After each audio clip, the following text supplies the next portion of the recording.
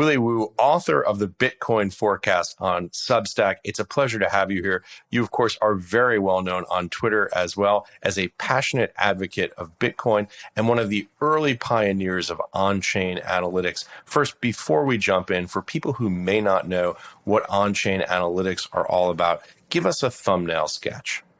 Okay, Ash, so Bitcoin, when people approach Bitcoin, maybe from another market, particularly equities, like they're used to having metrics behind companies that they're investing in. And of course, Bitcoin's a network. It doesn't have any of these sort of profit and losses and, strategic quarterly reports. But what we do have is this very visible ledger that's totally available on the blockchain. So this field is really grabbing the data on the blockchain and essentially dissecting it for signal.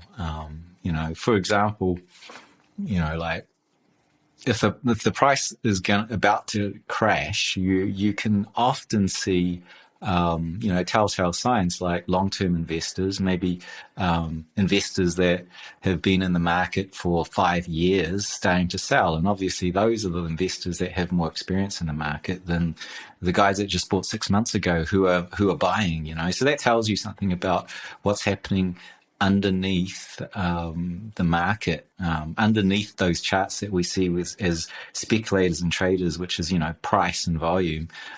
With on-chain analysis, you see kind of like a ECG of the entire animal of Bitcoin, exactly what's happening, the different facets of the network, what investors are doing, what miners are doing, what exchanges are doing, even what corporations are doing when they're buying or selling. So there's a forensic trail of the demand and supply and this entire market seen on the blockchain. Yeah. You talk about this as almost an electrocardiogram of the market, the ability to get a current state, a health check on where things are at. As we have this conversation here at the very beginning of September, where do you see markets at right now? What are your on-chain analytics telling you? It's quite unprecedented right now. We're getting on our 12th year into this network, and for all of this, we've seen this very cyclical behavior between bull and bear cycles every 4 years. The halvening has had a lot to do with it, where every 4 years the miners' reward gets halved, and therefore the amount that they sell onto the market is reduced by half, and that produces this sort of bullish impulse to market. So we're currently in this bull market coming off a halvening, and most people are expecting a bear market into 2022 because that's the cyclical nature, the 4-year cycle of Bitcoin compared to maybe a 10-year cycle for macro markets. But what's interesting right now is that we're seeing a peak kind of reaccumulation by long-term investors, and whenever you see this level of reaccumulation by long-term investors, it's usually the fuel to drive another bullish rally, of multiple months. And so as we come into the fourth quarter of this year, we expected a very strong rally, and then a blow off top. That's the normal expectation on the cyclical nature. But right now it's like, wow, the data is showing that the structure is completely different from every other cycle. And if it's correct, then this bull market is not going to end end of this year. It's going to go well into next year. And potentially there's a lot of evidence now I'm seeing quantitatively with this data to show that 4-year structure is breaking down. So we were locked into this kind of 4-year cycle, and perhaps now we're breaking free of the gravitational pull of this halvening impulse, and the demand and supply from investors and all the parts of the ecosystem are more predominant. And so in that regard, we might just continue to run up with these typically 50% pullbacks, which isn't much of a pullback if you've been in Bitcoin long enough. We're used to like 80% pullback over a year. And we just had one of these 50% pullbacks and, a consolidation of just barely over 2 months, and then we're off to the races again. So I could totally see that being the more, the behavior of Bitcoin in the coming years, where we do this kind of random walk of price discovery as it finds its price at network saturation, where everyone's using this network. So that's the most interesting thing right now to me. Yeah. I should say, as we have this conversation here on the morning of September 2nd, here on the East Coast of New York, Bitcoin once again above over 50,000 here today. You talk about this as a very bullish outlook that you see, this kind of off to the races framework that you see as a setup. Give us a little sense, Willy, beneath the surface, what are the metrics that you're looking at to determine this, and how are you extrapolating that view? Okay, it's a real good question. I mean, like when I look at the network, there's so many different metrics you can look at, and they all get used in different parts of the cycle. And currently, the most reliable metrics are all the views into demand and supply, both locally and in the macro sense. So, I'm looking at a chart right now in front of me, and it's looking at what the long-term investors are doing. And so, for example, I work with Glassnode, which does the raw on-chain data, and they process it, and it's a service that many people can use. I pull that in, and for example, they do a metric called liquid supply, and you can look at the blockchain. You can see the millions and millions of addresses. There's multitude of addresses, and then they do the hard work of going, these addresses, who owns them? And they can cluster these addresses into what looks like entities, individual participants that have their wallets spread across all these addresses. And then they look at the interactions between them and the historical interaction. And this metric is very, very telling, because they can categorize the guys that buy. They buy without selling. They're like 75% of their transactions are more Bitcoins coming in, very few leaving. And then they have another category, which is liquid and highly liquid. And those guys are more speculative. You look at their history, and they buy and they sell and they trade. So we can kind of look at that movement between speculative hands and long-term holders. And obviously, as all the supply moves to the long-term holders, guys that do not sell, you create a huge supply shock, and there's a shortage of coins left by the speculators, and the price just runs up. And so that's kind of like a demand and supply view using their historic behavior. And so that's one of my favorites. Another one is just sheer doing the same thing but much rougher. Like you say, anything in a wallet held by self-custody or cold storage, those are the coins you cannot buy. And the coins you can buy are the coins that are left on the exchanges. And you can run that ratio, and you get the similar kind of metric. And that's demand and supply also. The supply is what's on exchanges, and the demand is that is held by investors who've got that locked away in cold storage. So those kind of metrics are the most telling and reliable, because I cut my teeth using volume on the network, because that was kind of like a proxy to buying and selling, right? There's a direct relationship. If I'm going to buy some coins off someone else, they're going to send it to me, and you can read that volume moving into my wallet as a trade. And so the more trades you get, the more investors are coming in. So you can look at volume as a proxy to the investment activity. And some of the early stuff was based on that. My first metric, which was the first signal for first on-chain signal for Bitcoin, was NVT, which just ran the ratio of that essential volume between investors and the market cap. And so very much like price earnings ratio. You have the share price and how much earnings that company had. You can run a ratio of its valuation. You've got now in Bitcoin land a valuation, the market cap of Bitcoin, and how much investment activity is going, which is the sheer volume moving between investors. And that became NVT ratio. You can see oscillations, when it's high network activity by investors and very low valuation, then it's undervalued.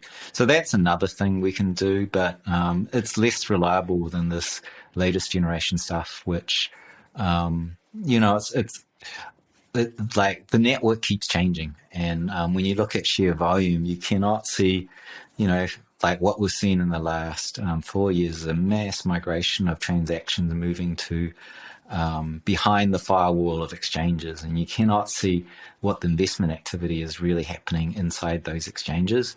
So you're losing signal, and so that's another thing around this on-chain field is it's constantly changing because the network's changing.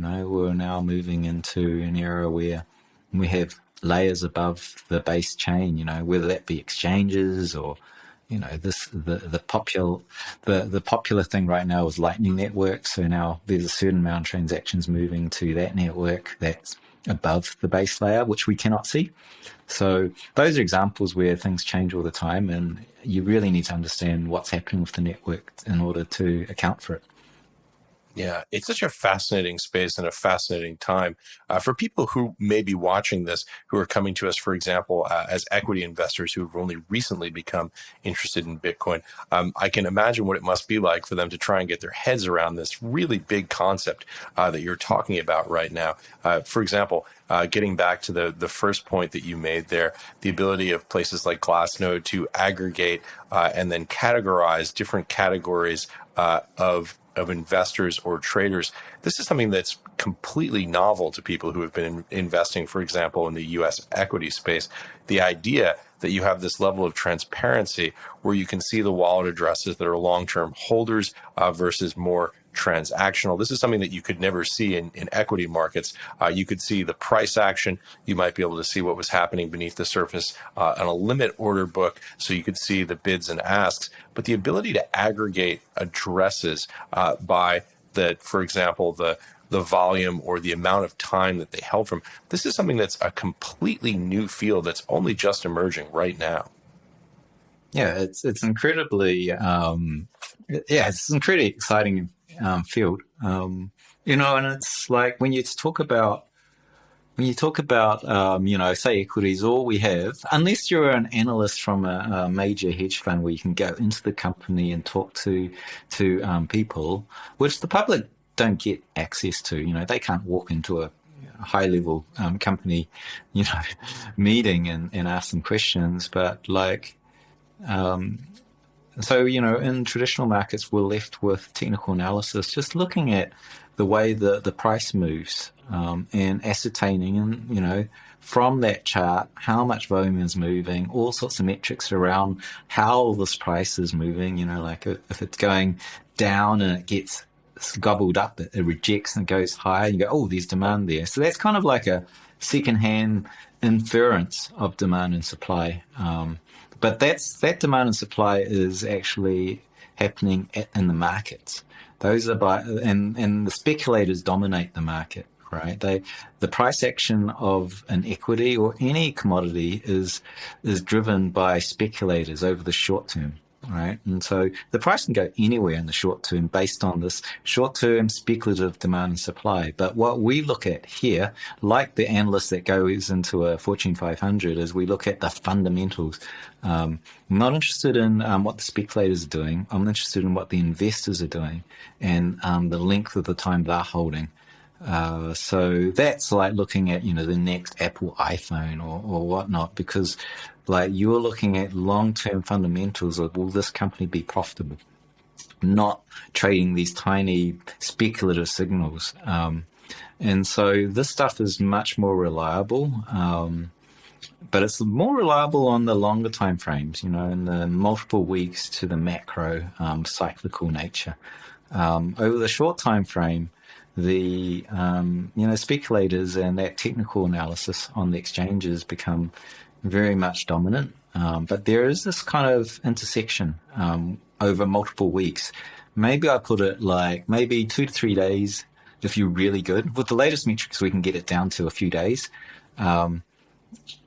Into the weeks where that sort of area meets technical and fundamental, the on-chain stuff, you get this kind of really interesting area where the technicals say, oh, this looks terrible, the whole thing's bearish, all the speculators are selling off, and then you can see the investors coming in and they're buying, and you just know that the speculators are going to get wrecked because the floor is put down by the investors who are buying it up. And we've seen that a number of times, it was just over a month or so ago when we were testing the $29,000 range, and everyone said it was going to 25 to 20,000 or even lower, and there was unprecedented amount of accumulation, and there was no way that could have dropped down to 20 at least. Maybe 25 would have been possible for a speculative, short-term drop, but long-term, it was a very reliable signal would go up. And you can see these kind of things that happen where the technicals, they're wrong. They like, I find technicals maybe a 60% reliable, whereas the on-chain, when doing it well, you can get about 80% reliable. It is when the two disagree, the fundamentals have precedence. And so, yeah, I find that now if you're either an investor or even a speculator, you need to have some sort of look on chain to see what this other stuff is doing. So yeah, it's another toolkit that's necessary in this market, at least with Bitcoin.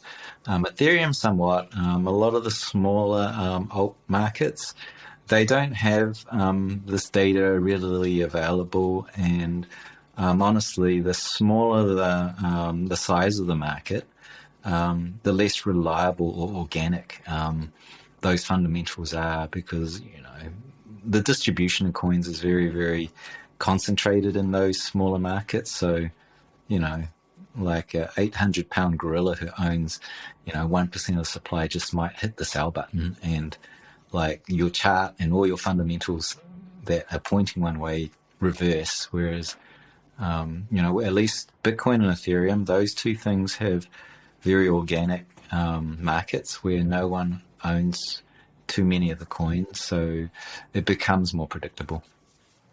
Yeah, that's a pretty extraordinary correlation when you talk about 80%.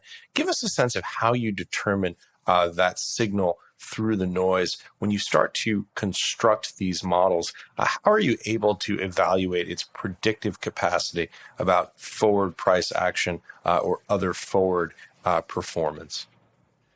Oh, I just, it's an evolving field, and I'm just speaking to my newsletter. I launched in October. There's been 28 letters, and then, each one goes on record. And so 80% of the short time frame stuff, which looks out over the next 2 to 3 weeks, have been reliable. 20% have been wrong. 80% have been correct. The longer time frame stuff, that tends to be more reliable because it's easier, long time frame, you can tell these long-term movements. But like the short time frame stuff, the kind of stuff that a speculator might use to help them as part of the arsenal, that's the backtrace reliability, at least for my analysis. But in terms of, are you asking how do you do that in terms of what do I have in my toolkit, or the methods, or? Well, a little of both, really. How do you have it in your toolkit, and what do you do to just sort of aggregate it from a statistical perspective to understand the accuracy of what the data is telling you? Well, a lot of it deals with backtraces. You often explore an idea. You explore an idea, you run it on a test bench, you grab the data and you go, well, if this is true, I will, build that model mathematically and then let's plot what that signal says, and then we run it, because we've got 12 years. That's the other thing with Bitcoin. You've got 12 years of backtrace, and then you go, this is what the signal said over 12 years. And if it's promising, and often the last maybe 2 years to sometimes 8 years, if it's really good, it goes all the way back. It gives you a very area in which it's worked, because it just so happens that the network is in this kind of evolution, and so before a particular epoch, things were different. Like, for example, NVT, where we looked at volume, it was quite reliable for 8 years. This is the network value to transaction ratio. That's correct. The ratio, the PE ratio for Bitcoin, the ratio of investor volume to the market cap. And that worked very well up to maybe 2018, 2019. But since then, I've had to add layers and layers of corrections on it to really correct for this evolution of the Bitcoin network, which is all the activities move to the exchanges. So, long-term investors are buying their coins and they're leaving it on Coinbase, and that's that. And so when that long-term investor sells to another long-term investor, they sell it on Coinbase, and someone else comes in, then that's a long-term investor inside Coinbase. That's not a speculator. So there's this been massive move to exchanges. We've had movements of coins into custody providers who are generating yield, like BlockFi. So there's these kind of different products that are being introduced, and of course the movement of coins become the behavior changes. So when I used to see volume moving, it used to be in the 2016 era, people buying and selling between each other. Maybe they send it to the exchange, and then they send it and it comes out to someone else. So there's maybe a third party in the way. But nowadays, someone could send their coins to BlockFi to generate yield. They're not selling their coins. And then they might get their coins back later when they don't want to. Maybe BlockFi just reduced their payout to a tiny percent, less than 1%, 0.1%, something like that. So they may decide to recall their coins back into cold storage. And that previously looked like investor activity going from one investor to the other. But obviously now in the changing face, that doesn't hold true. And so you kind of get false signals because that has happened. It's a constant, it's I wouldn't say cat and mouse game, but it's constant process of continually looking at what's happening with the network, trying to understand a particular facet, and then trying to build a metric around that, and then understanding what that is. And sometimes you can get some pretty good signal of what's happening. But certainly the demand and supply side of things is that's much more reliable than these other stuff that we look at. But they all come into it in different times. We had the mass exodus of mining out of China, and so suddenly the mining metric started to become important as the hash rate started to fall off the network, and the blocks started to process slower. We needed to understand that because the volume started to, the transaction rate started to reduce because the network was running at 1/3 speed. So that stuff needed to be accounted for. And we needed to look at the coins that the miners had and seeing what they were doing. And some of them sold, which was a sign of them either getting out of business or selling to fund a relocation. So you see all sorts of stuff like that, which often does not matter until it matters because a key event happened.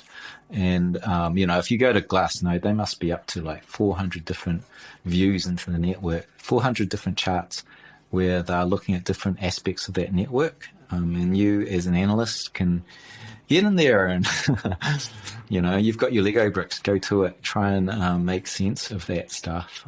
And then there's one very key metrics that other analysts have created where you can just kind of look at it and get kind of a glimpse of what's happening in the macro sense. Yeah, one of the things that's so interesting, you talk about this is obviously an evolution. One of the things that's really fascinating to me is how, as you discuss, things are changing. For example, as fewer transactions or fewer lower percentage of transactions take place peer-to-peer and more of them take place on exchanges, it's fascinating that doesn't sort of negate the ability to get a signal. It just changes it. It shifts the type of metrics that you look at. I imagine the fear would be probably going into this, as things began to change, you would think, oh gosh, what if we can't find the clear signal any longer? But it's just an ever-shifting analysis of new net metrics, new data, new analytics, and more progressively complex analysis of the on-chain data. Talk a little bit about what it's like to sit in your chair as you see that evolution of data. Oh, well, it's it's a fun kind of profession in that it's not like I wake up in the morning and go, I've been thinking about this idea and I wonder if this will work. Sometimes that happens, but it seldom creates results. Usually what happens is, as an investor and a speculator myself, I'm constantly looking at these charts. And, I'm constantly looking at the normal charts that I look at. And whenever I see something out of the norm,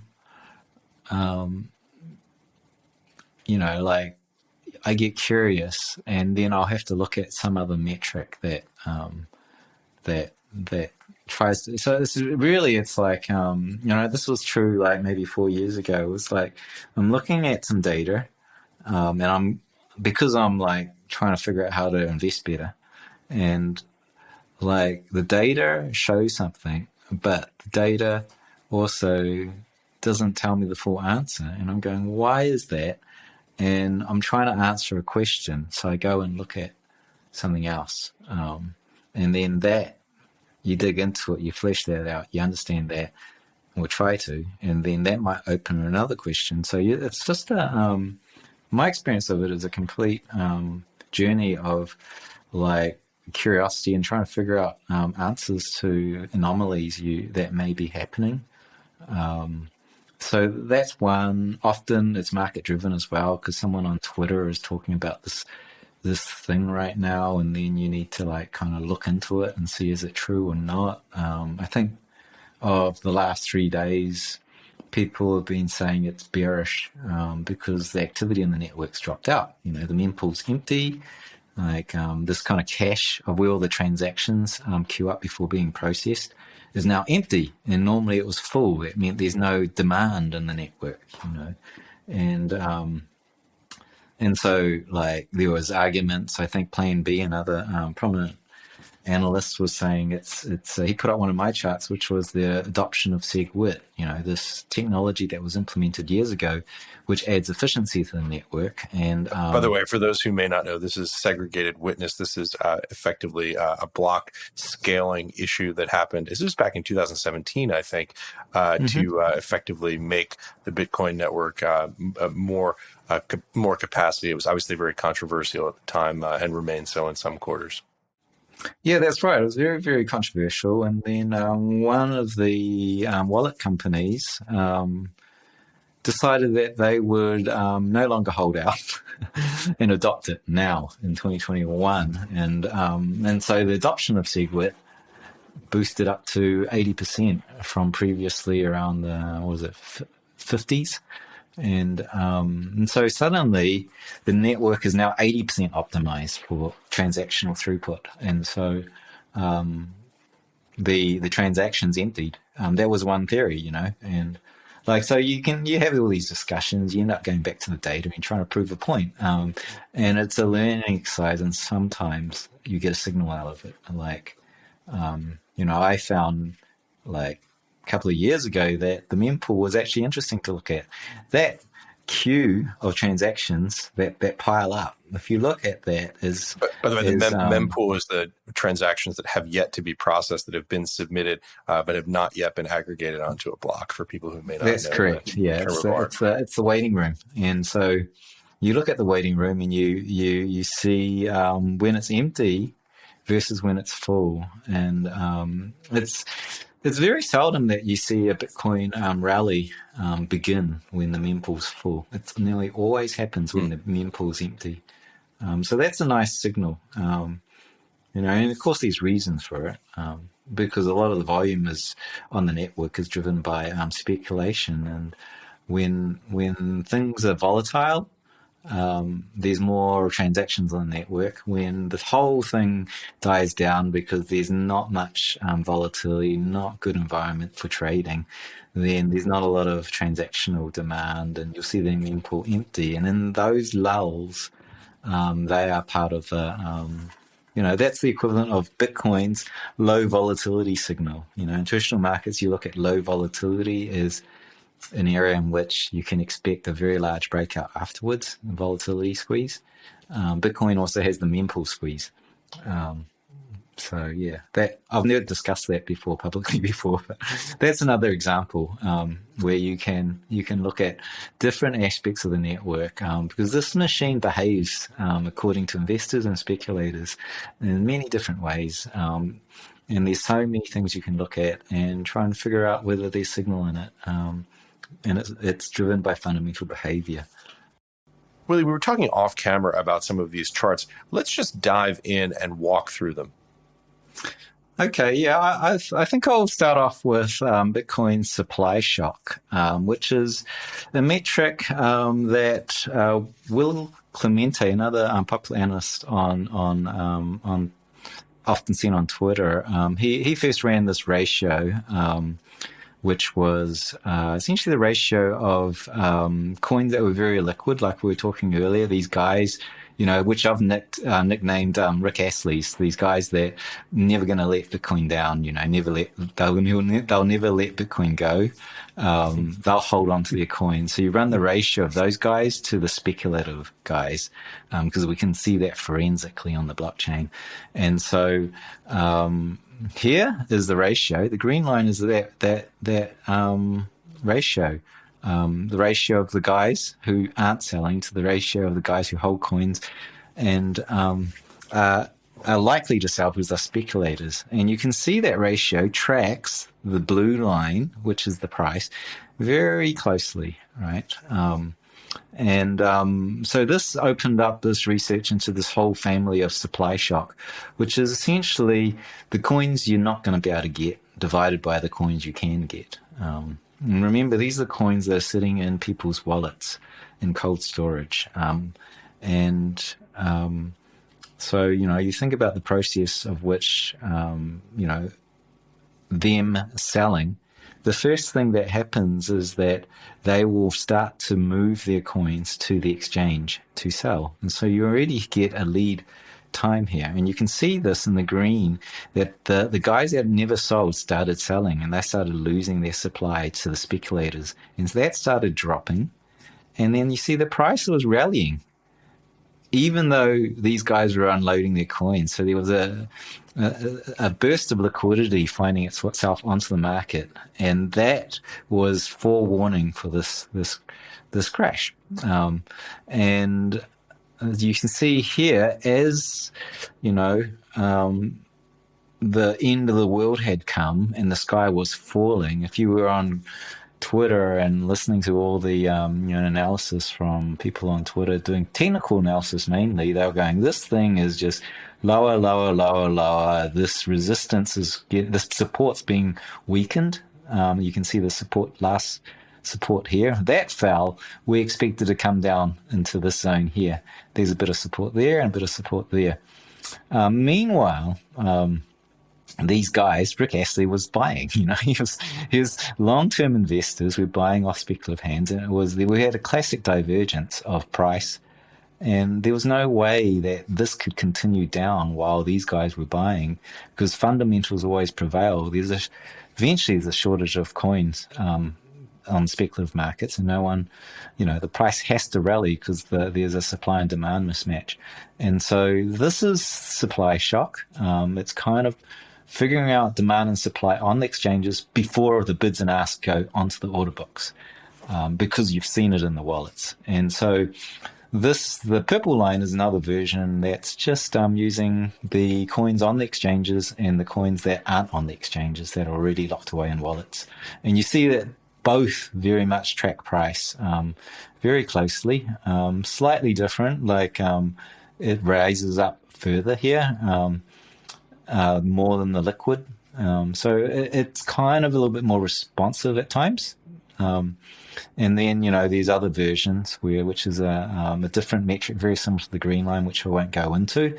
But, obviously this is saying right now the price is going up. And one of the things that I might do is go, well, that's interesting. Look, we're at this level of supply shock here. And, wow, the price was up in this 57,000 range. So that's just looking back and seeing how the market previously valued the coins at similar levels of demand and supply. And so you can run a model. And so one day I just ran that model and did it automated. Before we switch screens here, Willie, this is just a really striking chart that you've just shown. This idea of being able to have information before the bids and the asks go in the order book. You talk about price divergence, but not just divergence in price, but also a divergence between what the technical signals are saying versus what the on-chain analytics are saying. When you see those two moving in different directions and you see the predictive power, it's a very compelling argument you've just made. Correct. It is very what's that movie? Do you remember the movie where people went to jail before they committed the crime? It was it's kind of like Tom Cruise movie, yeah. Yeah, the Tom Cruise movie. This we're looking at things before the crime is done, before the bids and asks into the order book. And if you remember the purple line, that was the line which I've just closed the tab, that was the line that was those coins moving into or out of the exchanges before the bids and asks get put in. And so if you see an influx of coins moving to the exchanges, you know what's going to happen next, right? So that stuff's very accurate and reliable. And so, but going back off that, and you can look at that as a metric on demand and supply, you can do a look back and you can see, these dots are the look backs. And you can see right now the price really needs to go up into this high $50,000 range to normalize. There's a demand and supply imbalance currently. So if you guys are listening to this, and maybe it'll take a week or two before you're listening to this, the price should, if this is correct, should be up in the on its way into the mid to high $50,000. We're currently sitting at $50,000 exactly. So this will be an example of a prediction which I'm making here on air on Real Vision. So this demand and supply model says we're going to probably 58,000. So that's one, and here's another, right? This is Bitcoin entities. So we can cluster all those wallets together, and we can go, these are individual people. And what you're seeing right now is the buying and selling habits of whales, essentially owners of 1,000 Bitcoin or more. So that's $50 million of Bitcoin wealth or more. We're tracking their buying and selling habits. So we're getting a high resolution view into the blockchain to see just what these guys are doing. They're obviously old time, Bitcoin kind of OGs from way back when they bought their coins cheap, or they may be hedge funds. So you can see here there was a large amount of buying in this zone here, and there was just a matter of time before this level would break out to higher levels. And we're again sitting in that zone right now, right inside here with a lot of whale buying. And so that's suggesting we'll go up. And I've already shown we're likely to go to 58,000 because of that demand supply imbalance. And now we're getting a big shove by these large whale buyers. And then I'll take you to another view, which is the other end of the spectrum, which is the buying and selling habits of what we call the shrimps, the guys with less than one Bitcoin. And you can see that there, right? And you can see that, and if I pull the chart back all the way back to maybe 2016, and you can see that it's all green mainly. Shrimps do not sell, they stack their sats, they accumulate and they accumulate. It's a savings plan for them. So these guys continually buy as a cohort, but you really want to see when their buying habits start to reduce, because when they start to taper down, that is a start of a full-blown bear market for Bitcoin. So a lot of people that are probably new to Bitcoin, when we had this drop down into from the 50s and 60s down into the 30s, they said this is a bear market, it's over. But the shrimps were telling us, no, it's not over. We're not seeing this kind of reduction here where they're reducing their buying. They're actually taking that opportunity to buy the dip. And so structurally, this was a bull market. On-chain said this was a bull market. Price analysis said it was a bear market. And you can see on-chain was correct. We did recover. Same thing with the COVID crash. This anomaly that happened on the market, the shrimps bought that hard, which was very, very compelling for the start of a new bull market. And so that's another view. Like the whales tend to be short time frame focused. You can use them for signal on the directional move of Bitcoin over the next few days to weeks. But the macro, the shrimps dominate, because we're talking about a sea of millions of people accumulating. And that's a lot of those are new people coming into the network, because again, Bitcoin is growing at a phenomenal pace. So like we're currently about 150 million people with exposure, direct exposure. We're on track for 1 billion people in 2025 actually. So and that actual data we can get on chain as well, because we're tracking the growth of these participants, and we can see, and we can actually make a count, because we can see it on the blockchain how many people are coming in. And then you obviously have got to augment that data with surveys done at the exchanges to see what their growth rate is, and we can actually see just how quickly this network is growing. And it's cheat sheet here, it's growing faster than any other network in history, faster than the growth of mobile phones. So Bitcoin will be near saturation in the next 8 years, and that's multiple billions of people using it. If the growth rate continues, which it has for 12.7 years. So very compelling data, all seen on chain. So yeah, this is another heat map. This shows the buying and selling habits of the Rick Astley's, the long-term investors. You can see very telling. They were selling here. They were responsible for this real run down in price. And again, you can see the accumulation happening. So real high resolution views into demand and supply of this network. And then what I'll show here is the final in the supply shock family. Remember, it's coins you cannot get versus the coins you can. And you can look into the network and you can say, there's actually a sea change of behavioral difference. You can look at coins and how many days, months, years they've aged in the wallets before they next move. Like how long is the investor holding their coins, and you can run a probability distribution of, if it's a 1 day old coin, what's the probability of it's going to move tomorrow It's usually quite high. And as those coins age over time, the probability that it continues to move drops off. And there is a sea change that happens at this magic 5-month mark, the 155 days. There is a threshold that crosses where the probability of it moving starts to drop off rapidly. And so we use long-term holders in this definition as the coins that have been aged 155 days in the wallet, because we know at that point it's unlikely they'll move. Therefore, these are the coins you cannot buy. Anything older than 5 months, very low probability you'll be able to buy them, because low probability they'll sell. And so anything under that is high probability that you can get access to those coins. So we run that ratio and you get a really nice macro smooth chart, right? And so this is at peak long-term holders, peak amount of coins that you cannot buy.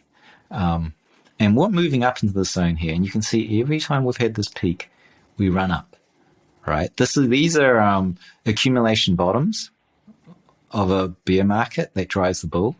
That's it there. This is the reaccumulation bottom of this bull market, and we're now just entering the second great reaccumulation phase of this bull market.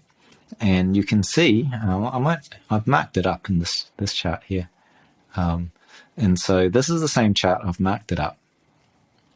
And you can see this is very clearly these peak accumulation phases. And we're currently in entering the zone here. And we don't know how long this will last for. But let's say it lasts for this amount of time. Maybe it's shorter. We do get a rally, and that rally is multiple months, and it's usually very powerful. And so there in itself is the chart backed by on-chain data, quantitative data that says there's no bear season in sight. 2022 is going to be up only. And so if anyone's listening to this from the future, you can see if this is correct as a validation of this on-chain kind of analysis of demand and supply. So, yeah, there you have it.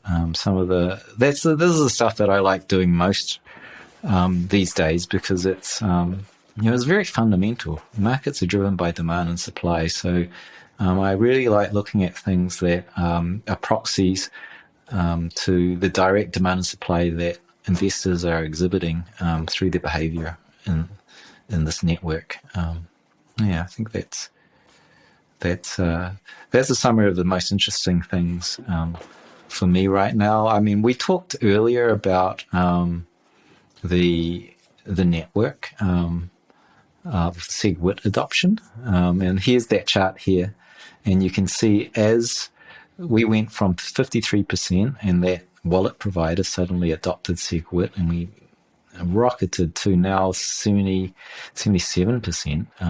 The efficiency of the network went through the roof, and suddenly you can see the blue line is the fees that are being paid to transact. That starts to drop off because the mempool is essentially emptying, in spite of an uptick here. This is an uptick of transactions going up through the network. So that's another thing we can do, and answer questions like, why is the mempool empty? Why is the fee so low? So there's all manner of analysis we can look at, and this is the most debated right now over the last few weeks. So there you go. Really extremely compelling charts there. Impressive analysis. Someone who's just watching this for the first time is probably trying to get their head around what they've just seen, but just incredibly important, interesting work that you are doing. And I expect this is something that we are going to see a lot more of. It's interesting, Willie, as you have these conversations, we talked about how you were very early to this game. This is something that you're still not hearing about if you're watching, for example, cable news networks trying to get a sense of what's happening with Bitcoin price. This is something that is just beginning to break through. Yeah, exactly. It is. It is. It's really heartening for me because we were working on this stuff in 2016, and most of the really interesting, like there was a miniature, Cambrian explosion of on-chain indicators in 2017. Once NVT was put out there, we had many different metrics that came almost monthly, and we had our first generation on-chain analysts and now, like I was just saying to friends in 2020, and as we saw institutions start to come in and hedge funds start to come in, and we're actually using these metrics in live trading and investment decisions, and we're seeing, institutions using the metrics that we developed back when it was like kind of a hobby, it was like fun curiosity. But now it's some of these metrics are foundational to how we look at how to deploy capital at the institutional level. It's been very heartening, and that kind of hit me in 2020. It was like, wow, Renato did SOPR, and look, we're using it daily now, and it's all over, at least crypto Twitter are sharing the analysis, and a lot of those guys are running hedge funds as well. And so, like, it's being used day to day now. And I think any fund that's entering the space without these kind of metrics are really flying half blind. It's not like the news cycle, The news cycle is, we used to call that fundamentals, like the fundamentals of the regulatory environment, or the fundamentals of BlackRock saying, yes, this is a valid investment. This is a different kind of fundamental. This is like, well, that sounded bullish, but are investors really buying? That's a different fundamental, and it's interesting to a point where people often ask me, what do I think of the macroeconomic environment? Is it risk on, risk off? Is it, what is equities doing? These correlations to this and that. And the thing is, I don't need to look at other markets because, like, I'm not looking at markets. I'm looking at investors reacting to the fundamental news. So if the news says one thing, I don't really care what happens. I care if the investors that hold this react in one way or the other. And so it's kind of a meta analysis, but it's direct quantitative analysis, like, oh, they're selling. Okay, it's bearish, right? Bearish news comes out and they're buying. Well, it's bullish, it's not bearish. So we can't always tell. There's often, that famous saying, you buy the rumor, sell the news.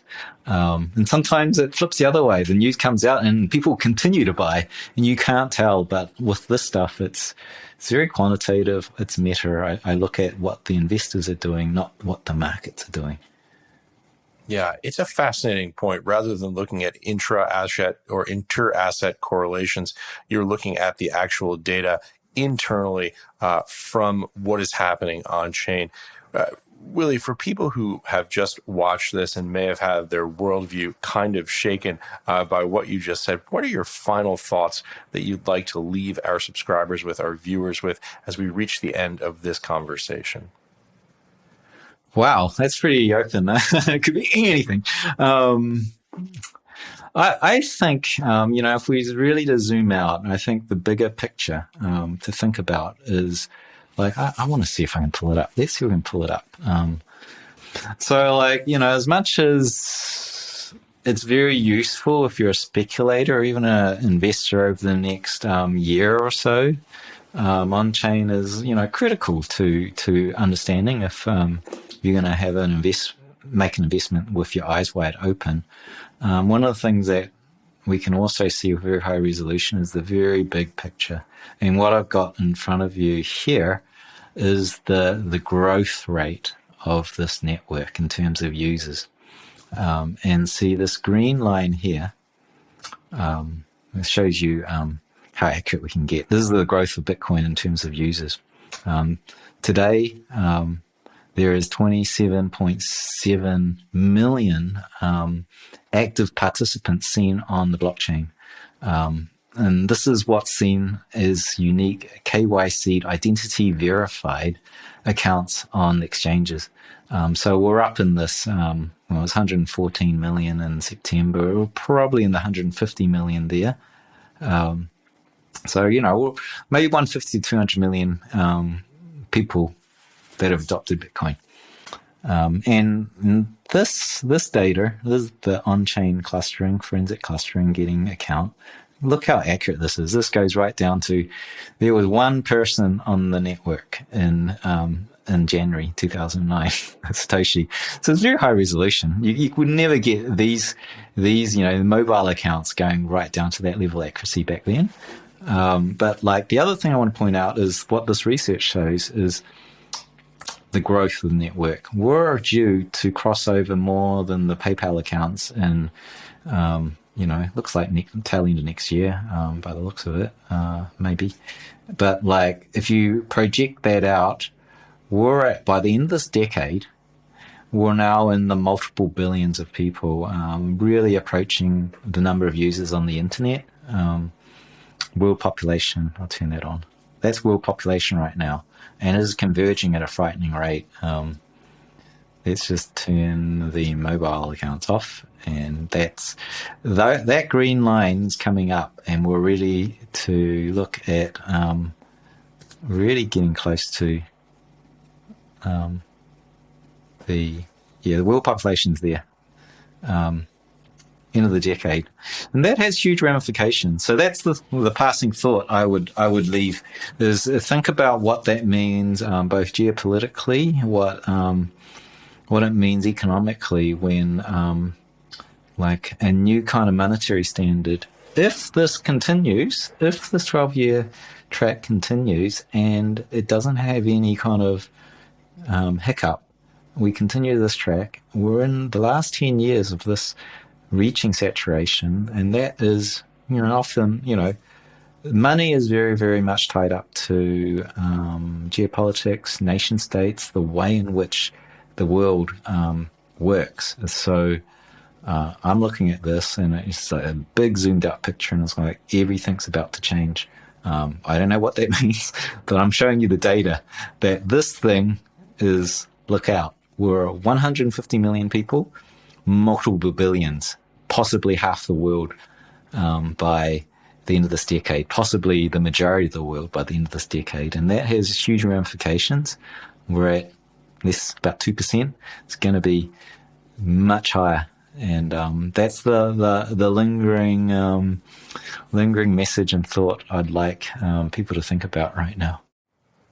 Willy Woo, truly striking high-resolution data sets. Thank you so much for joining us in Real Vision, and I hope you come back soon to walk us through these data sets again and to give us an update on your view of the world. Fantastic. Absolutely, Ash. Love to do that. Thanks for the call.